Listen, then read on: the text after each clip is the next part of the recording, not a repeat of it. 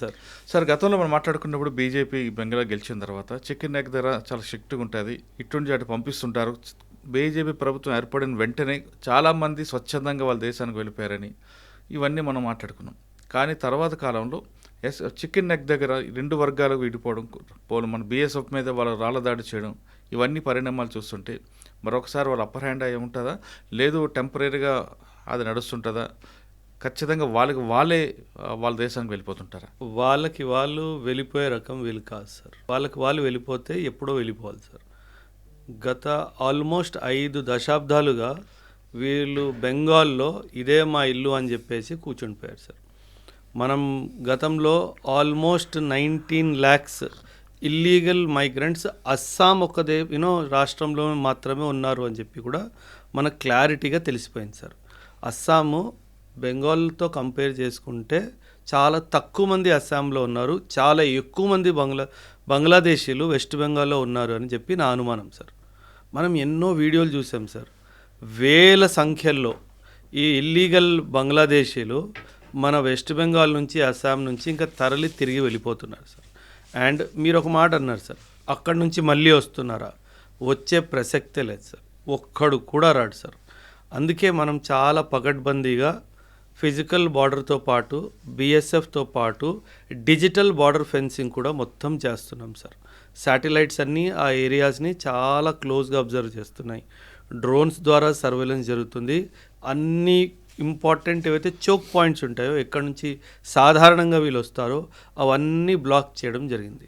So ఒక్కడు కూడా బంగ్లాదేశ్ నుంచి ఇప్పుడు మన దేశంలో అక్రమంగా రావడానికి అసలు సమస్య లేదు సార్. కానీ కొన్ని విజువల్స్ చూస్తుంటే వాళ్ళు రావడం, బీఎస్ఎఫ్ మీద రాళ్ళదాడి చేయడం, అంటే మరో వారికి క్రియేట్ చేసే సీన్ చూపిస్తున్నట్టున్నారు. లేదు సార్, బంగ్లాదేశ్ మనల్ని లేదు సార్, వార్ అయితే కుదరదు సార్. ఎందుకంటే బంగ్లాదేశ్ ఆర్థిక పరిస్థితి అస్సలు బాగాలేదు సార్. అండ్ ఈ టైంలో బంగ్లాదేశ్ కంప్లీట్గా ఐసోలేషన్ మోడ్లో ఉంది. ఒకవైపు బహుశా చైనా రావచ్చు, ఒకవైపు నుంచి పాకిస్తాన్ మద్దతుకి రావచ్చు. కానీ వార్ అయిన సందర్భంలో అటు చైనా కానీ ఇటు పాకిస్తాన్ కానీ ఎవ్వరూ రారు బంగ్లాదేశ్ సపోర్ట్కి. ఈ విషయం బంగ్లాదేశ్కి చాలా ఖచ్చితంగా అర్థమవుతుంది సార్. అందుకే బుద్ధున్న ఎవడైనా సరే, అక్కడ నేతలు ఎవరైనా ఉన్నా సరే, వాళ్ళు మన దేశంతో యుద్ధం మాత్రం ఖచ్చితంగా యుద్ధం చేయకపోయినా బంగ్లాదేశ్లో ఇప్పటికీ ఉన్న మన భారతీయుల మీద కూడా అటాకులు చేసి వాళ్ళని కూడా ఇబ్బంది పెట్టే 2-3 సంఘటనలు జరిగాయి. చెట్టు కట్టి బర్న్ చేయడం అటువంటి, అంటే వాళ్ళ మీద ఈ విధంగా చేయడం అంటే వాళ్ళు భారతీయులు కాదు సార్, బంగ్లాదేశ్లో నివసిస్తున్న హిందువులు సార్. సో వాళ్ళు ఇండియన్స్ కాదు, Hindus, but who are staying in Bangladesh. But yes, మనందరికీ తెలుసు మన దేశము ఆఫ్ఘనిస్తాను, పాకిస్తాను అండ్ బంగ్లాదేశ్ నుంచి మైనారిటీ కమ్యూనిటీస్ మన దేశంలోకి వచ్చి సిటిజన్షిప్ తీసుకోవచ్చు అని చెప్పి ఒక చాలా కీలకమైన నిర్ణయం 2019లో మనం తీసుకున్నాం సార్. మీకు గుర్తుంటే కనుక సిటిజన్షిప్ అమెండ్మెంట్ యాక్ట్ తీసుకురావడం జరిగింది సార్. సో ఈ 3 దేశాలు, పాకిస్తాన్ కానీ ఆఫ్ఘనిస్తాన్ కానీ బంగ్లాదేశ్ నుంచి మైనారిటీ కమ్యూనిటీస్, అక్కడ నివసిస్తున్న హిందూస్ కానీ, క్రిస్టియన్స్ కానీ, సిఖ్స్ కానీ, జైన్స్ కానీ, పార్సీస్ కానీ వీళ్ళు రావచ్చు, మన దేశానికి రావచ్చు, ఇండియన్ సిటిజన్షిప్ కోరుకోవచ్చు అని. ఎందుకు ఇలా చేశారంటే సార్, చాలామంది దీన్ని కూడా విమర్శించారు సార్. హిందువులకి వీళ్ళు భూమి మీద ఎక్కడున్నా సరే మనం ఆశ్రయం ఇవ్వకపోతే ఎవరిస్తారు సార్? ఇది మన దేశంలో జన్మించిన ఒక సంప్రదాయము, ఒక మతం కదా సార్. సో ఖచ్చితంగా విశ్వవ్యాప్తంగా ఈ కమ్యూనిటీస్, నేను పేర్లు తీసుకున్నాను కదా, సిక్కిజము మన దేశంలోనే జన్మించింది, బుద్ధిజము, జైనిజము ఇవన్నీ మన దేశానివి కాబట్టి సో వీళ్ళకి మనం ఇవ్వకపోతే ఆశ్రయం ఎవరిస్తారు? సో ఆ కోణంలోనే మన ప్రభుత్వం ఒక కీలకమైన నిర్ణయం 2019లో తీసుకుంది. సో ఆ తర్వాత చాలామంది మన దేశానికి రావడం జరిగింది. వాళ్ళకి మనం అఫీషియల్ ఛానల్స్ ద్వారా సిటిజన్షిప్ ఇవ్వడం కూడా జరిగింది. కానీ మనం ఒప్పుకోనేది ఏది కాదంటే ఖచ్చితంగా ఇల్లీగల్గా రావడం మాత్రం కుదరదు అన్న విషయం మాత్రం చాలా క్లారిటీగా మనం వీళ్ళకి చెప్పడం జరిగింది. కానీ ఇప్పుడున్న పరిస్థితుల్లో మీరు అన్నట్లుగా హిందువుల మీద బంగ్లాదేశ్లో దాడులు, దాన్ని ఎవరు అరికడతారు? మరి వాళ్ళే చేయాలి సార్. అది ఘోరంగా చెట్టు కట్టి బర్న్ చేయడం అనేది జరుగుతున్నాయి కదండి. అది హ్యూమన్ రైట్స్ వైలేషన్ సార్. అది ఖచ్చితంగా human rights violation sir. And United nations human rights సంబంధించిన సంస్థలు ఏవైతే ఉన్నాయో వాళ్ళు వీటిని చాలా తీవ్రంగా తిరస్కరించారు కూడాను. అండ్ రానున్న టైమ్స్లో సార్ ఎప్పుడైనా సరే ఈ హ్యూమన్ రైట్స్ సంబంధించిన సంస్థలు ఏం చేస్తాయంటే ఏ దేశమైనా వరల్డ్ బ్యాంక్ నుంచి కానీ IMF నుంచి కానీ డబ్బులు కోరుకున్నప్పుడు అప్పుడు ఇవన్నీ వాళ్ళు లెక్కెడతారు. మీ దేశంలో హ్యూమన్ రైట్స్ వైలేషన్స్ జరుగుతున్నాయి, మీరు ఏం చేయట్లేదు, మీరు హ్యూమన్ రైట్స్ విషయంలో ఏం చేస్తారో చెప్తే అప్పుడు డబ్బులు రిలీజ్ చేస్తాము అని చెప్పి కండిషన్స్ విధించడం కూడా జరుగుతుంది సార్. సో ఆ పరిస్థితిలో ఖచ్చితంగా వాళ్ళకి వాటి జరిమానా మాత్రం చెల్లించాల్సి వస్తుంది సార్. కానీ చికెన్ నెక్ దగ్గర మీరు అన్నట్లుగా టెక్నాలజీగా మనకి ఉంటాయి అక్కడ సెక్యూరిటీ ఏర్పాటు చేయడం కానీ 100% సార్. ఇన్ఫ్యాక్ట్ మన పాకిస్తాన్ బార్డర్లో ఏ విధంగా చేస్తాం అలా చేస్తుంటారా? అది ఇన్ఫ్యాక్ట్ మేబీ ఇంకా ఎక్కువ ఎత్తులో జరుగుతుంది సార్. నార్త్ ఈస్ట్లో మనకు గుర్తుంటే సిక్కిం 1975లో మనం ఇండియాలో సిక్కింని చేర్చుకున్నాము, ఇంటిగ్రేట్ చేసుకున్నాము. ఇన్ఫ్యాక్ట్ మీరు అక్కడ మ్యాప్ చూస్తే కనుక మీరు డోక్లామ్ వ్యాలీ అని చెప్పేసి చికెన్ నెక్కి సరిగ్గా పైనే ఉంటుంది సార్. ఆ డోక్లామ్ వ్యాలీ అనేది చాలా నేరో వ్యాలీ అనమాట. ఆ వ్యాలీని వెడల్పు చేయాలన్న ఉద్దేశంతోనే 1975లో ఇందిరాగాంధీ గారు మన దేశానికి ప్రధానమంత్రిగా ఉన్నప్పుడు సిక్కింని మనం ఇంటిగ్రేట్ చేసుకోవడం జరిగింది. చాలా కూటనీతి జరిగింది సార్. ఆ సిక్కింని ఇండియాలో ఇంటిగ్రేట్ చేసుకోవడానికి అతి ముఖ్యమైన కారణము మన చికెన్ స్నెక్ని కాపాడుకోవడమే సార్. ఒకవేళ నార్త్ నుంచి చైనా గనక అటాక్ చేస్తే మనం సిక్కిం నుంచి ఒకవైపు, భూటాన్ నుంచి ఇంకోవైపు మనం కౌంటర్ అటాక్ చేయడానికి వీలవుతుంది. సో ఈ విషయం చైనాకి అర్థమవుతుంది. అందుకే 1975లో మనకి సిక్కిం మన ఇండియాలో జాయిన్ అయినప్పటికీ 2003 వరకు చైనా సిక్కింని ఇంటీగ్రల్ పార్ట్ ఆఫ్ ఇండియాలో భావించలేదు. ఫైనలీ 2003లో ఇది జరిగింది సార్. ఓకే, మీరు డోక్లా గురించి మాట్లాడారు కాబట్టి అవును సార్, చాలామంది మిమ్మల్ని మీ ఇంటర్వ్యూలో అడుగుతున్నారు. పాకిస్తాన్ బార్డర్లో LOC ఆ ఏరియాలో వెపన్స్తో ఉంటాం, కానీ చైనా బార్డర్లో మనందరూ ఎందుకు వెపన్స్ ఉంటాం? LOCకి LACకి డిఫరెంట్ ఏంటి? లైన్ ఆఫ్ కంట్రోల్ అంటే సార్ ఎప్పుడైనా ఇది ఒక military held line sir. Line of control is a military held line. Line of actual control ఏదైతే ఉందో సార్ అది మిలిటరీ హెల్డ్ లైన్ కాదు సార్. ఉన్నారు, ట్రూప్స్ పోస్టెడ్ ఉన్నారు, కానీ పరిస్థితులు పాకిస్తాన్తో ఎలాగైతే దారుణంగా ఉన్నాయో అలా LACలో లేవు సార్. 1962లో మనకి చిన్న యుద్ధం ఏదైతే జరిగిందో చైనాతో, ఆ తర్వాత మనం ఒప్పందంకి వచ్చింది ఏంటంటే ఆయుధాలతో మనం బార్డర్ వైపుకి వెళ్ళకూడదు, ఒకవేళ గొడవ జరిగినా సరే మనం ఫైర్ వెపన్స్ని వాడకూడదు, సో దట్ వార్ ఎస్కలేట్ అవ్వకుండా చూసుకోవడానికి. మీరు చూసుంటే కనుక సార్ JNKలో కూడా చైనా బార్డర్ ఉంది మనకి. మనం దెప్సాంగ్ వ్యాలీస్, పెంగాంగ్సో లేక్, ఇక్కడ మీకు గల్వాన్ క్లాషెస్ గుర్తుంటే కనుక మీరు చూస్తే అందులో లాఠీలతో కొట్టుకుంటున్నారు తప్పితే ఆయుధాలు ఎవరు వాడట్లేదు. ఎందుకంటే అదొక ఒప్పందం ఉంది కాబట్టి. సో దట్ ఒక చిన్న విషయము పెద్ద యుద్ధంగా మారకుండా ఉండడానికి రెండు దేశాలు కలిసి తీసుకున్న ఒక మంచి నిర్ణయం.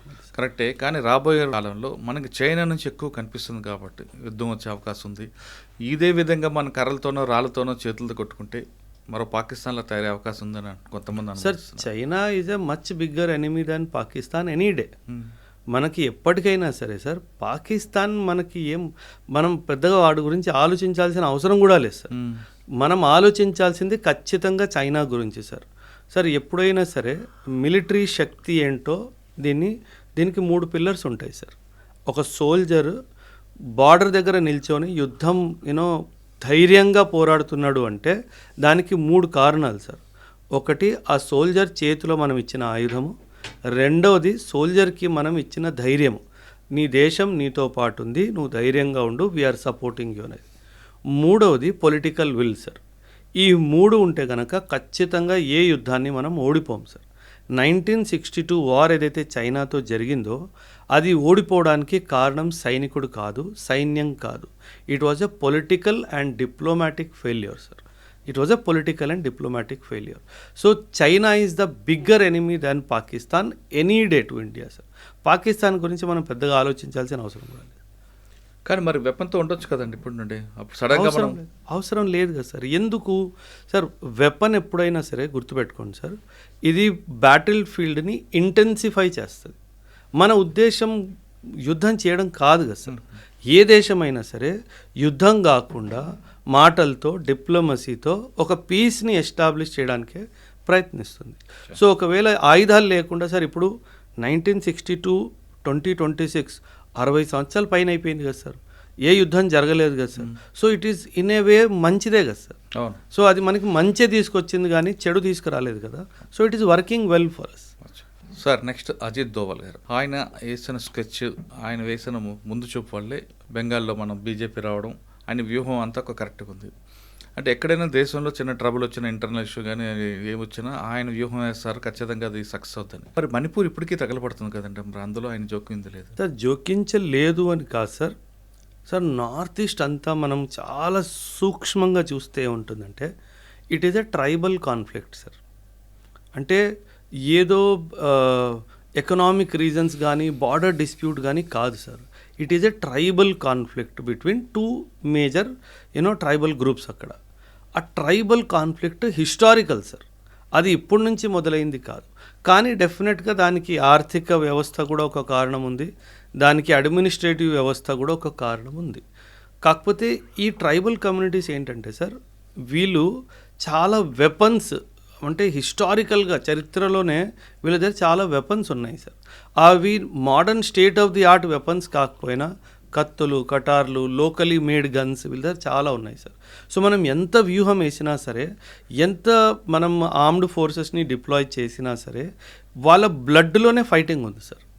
అది ఆపాలి అంటే వాళ్ళు ఖచ్చితంగా థాట్ ప్రాసెస్ నుంచి బయటకు వచ్చిన తర్వాతనే ఇలాంటి యుద్ధాలు అవుతాయి. కానీ అదర్వైజ్ మనం ఎంత బలప్రయోగం కేవలం యుద్ధంతో కాకుండా వాళ్ళ మార్పు తీసుకురావడానికి, వాళ్ళకి అవగాహన కల్పించడానికి చాలా విషయాలు చేయొచ్చు కదండి. ఖచ్చితంగా జరుగుతుంది సార్. అంటే ఇప్పుడు ప్రస్తుతానికి మనకి సార్ ఏమవుతుందంటే, ఒక కాన్ఫ్లిక్ట్ స్టార్ట్ అయింది, ఇగ్నైట్ అయింది అంటే అది ఎన్నో సంవత్సరాలు దాని వెనుక దాన్ని ఆపడానికి ప్రయత్నం కూడా ఉంటుంది సార్. ఇప్పుడు 2 years 1 year ముందు మణిపూర్ జరిగింది అంటే ఎన్నో సంవత్సరాల ముందు కూడా జరగచ్చు. ఎవరో దాన్ని ఆపుతున్నారు అన్న విషయం మనం మర్చిపోకూడదు సార్. అండ్ అది జరిగిన తర్వాత కూడా మళ్ళీ అలా జరగకుండా చాలా చర్యలు కూడా తీసుకుంటూ ఉంటారు. అది పబ్లిక్ డొమైన్లో సాధారణంగా పెట్టరు. ఎందుకంటే కొన్ని శక్తులు ఏంటంటే ఇది ఆగకూడదు, ఇలాగే కొనసాగుతూ ఉంటాం. సో వాళ్ళకి తెలియకుండా మనం ఏం చేస్తున్నాము అన్న ఉద్దేశంతో చాలా వివరాలు కామన్ మీడియాకి తెలియచేయరు సార్. అది తెలియచేయకపోవడమే మంచిది సార్. అంటే తెలియకుండా జరగాల్సిన పని జరుగుతుంటుంది 100% సార్. అది జరగకుండా లేదంటే ఇప్పటికీ మళ్ళీ ఈరోజు చెప్పండి సార్, మణిపూర్ ఎక్కడ న్యూస్ పేపర్లో వచ్చింది? అవును, అంటే ఏమీ జరగట్లేదనే కదా. ఎస్, సిచ్యువేషన్ టెన్స్డ్గానే ఉంది, నేను అక్సెప్ట్ చేస్తాను. బట్ అది టెన్స్ సిచ్యువేషన్ అవుట్ ఆఫ్ కంట్రోల్లో వెళ్ళట్లేదు అంటే ఖచ్చితంగా వ్యవస్థ పనిచేస్తున్నట్టే కదా సార్. అంటే మన శత్రువులకి ఆ విషయం తెలియకుండా జరుగుతుంది, సైలెంట్గా చేయాలి, ఎప్పుడో రోజు బయటపడుతుంది. 100% సార్. అదే కాదు సార్, ఇప్పుడు మీకు ఒక ఎగ్జాంపుల్ చెప్తాను సార్. ఆఫ్ఘనిస్తాన్, పాకిస్తాన్ ప్రియమిత్రులు కానీ ఈ స్టేట్మెంట్ ఇప్పటికీ నిజమా సార్? కాదు. వాళ్ళిద్దరు కొట్టుకొని వస్తున్నారు కదా. ఆఫ్ఘనిస్తాన్ వాడు పాకిస్తాన్ మీద దాడి చేస్తున్నాడు, పాకిస్తాన్ వాడు ఆఫ్ఘనిస్తాన్ మీద దాడి చేస్తున్నాడు. దీని వెనక ఎవరున్నారు? ఒక మిత్రుడిని శత్రువులో మార్చారు అంటే ఎక్కడో ఎవరో తెలివి పెట్టాడు కదా సార్. సో దట్ ఆ ధ్యాస మన మీద నుంచి మళ్ళీ ఆఫ్ఘనిస్తాన్ వైపు పోయేటట్టు ఒకటి చేశాడు, మధ్యలో బలూచిస్తాన్ వాట్ ఎవర్.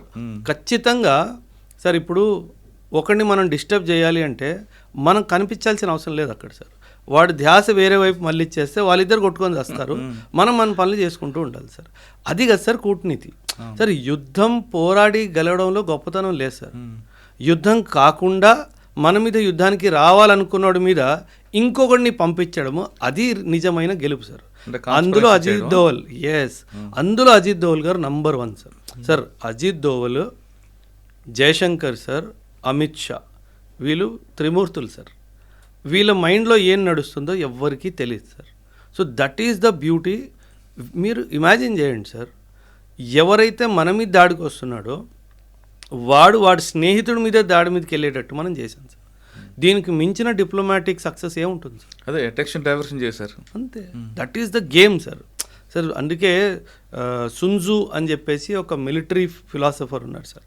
ఆయన ఏమన్నాడంటే, there is no greatness in winning a battle, there is no greatness in winning a battle, the greatness lies in avoiding the battle.